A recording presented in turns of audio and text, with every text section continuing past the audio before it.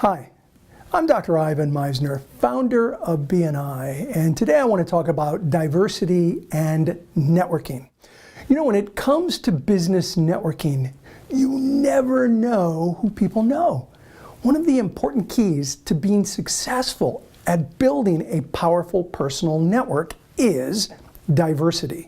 In running a large business networking organization for the last 2 decades, I often speak to people who tell me they want to network exclusively with other business professionals who have similar clients.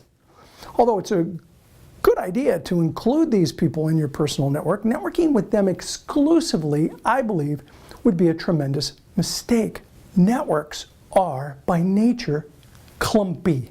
Clumpy, that's the technical term. People tend to hang out with people like themselves. It's human nature to congregate with people that are very much like us. People tend to cluster together based on education, age, ethnicity, professional status, etc. The problem with this is that when we surround ourselves with people who have similar contacts, it may be difficult to make connections with new people or companies with whom we desire to do business. A diverse personal network enables you to increase the possibility of including connections or linchpins in your network. Linchpins are people who in some way cross over between 2 or more clusters or groups of individuals. This allows them to link groups of people together easily. The best way to increase the number of possible connections in your network is to develop a diverse network of people, not a homogeneous one. Having developed thousands of networking groups in more than 70 countries around the world, I can categorically state that the strongest networking groups I've seen are generally ones that are diverse in many, many ways.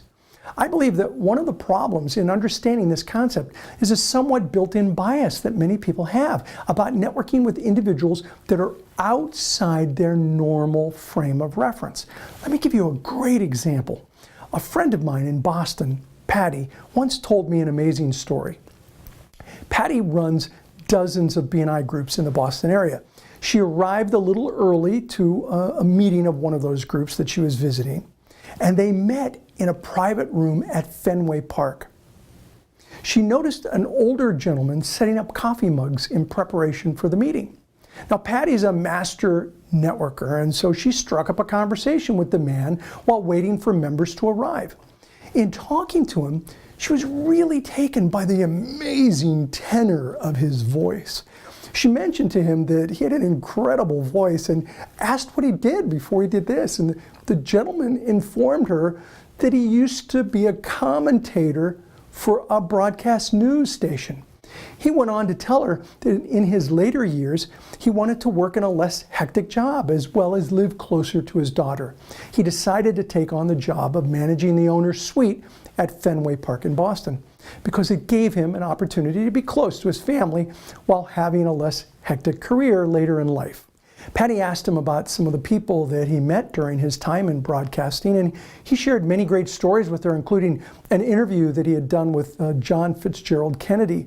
He also talked about meeting Martin Luther King and Nelson Mandela during his career. It was an interesting conversation that she genuinely enjoyed. Later, when the meeting was in full swing, one of the members, named Don, publicly mentioned that he would really like to do a radio talk show someday and was looking for some contacts that could help him pursue this dream. Patty asked Don, "Do you see that guy over there in the corner?" pointing to the broadcaster. "Have you ever seen him before?" "Yeah," said Don. "He's the guy who sets up the coffee for our meeting." Patty said to Don, "Did you know that he used to be a broadcaster with a major station?" Don said, "I had no idea." Patty suggested that Don introduce himself and learn a little about the man he's seen every week for the last several years, because he may very well be able to make a connection for him in the broadcasting industry. The irony in this story is that he had seen the man on many, many occasions, but he had not struck up a conversation with him because he felt that they had little, if anything, in common. The truth is, when it comes to networking, not having a lot in common with someone may mean that they can be a connector for you to a whole world of people that you might not otherwise be able to meet. If you wish to build a powerful personal network, branch out.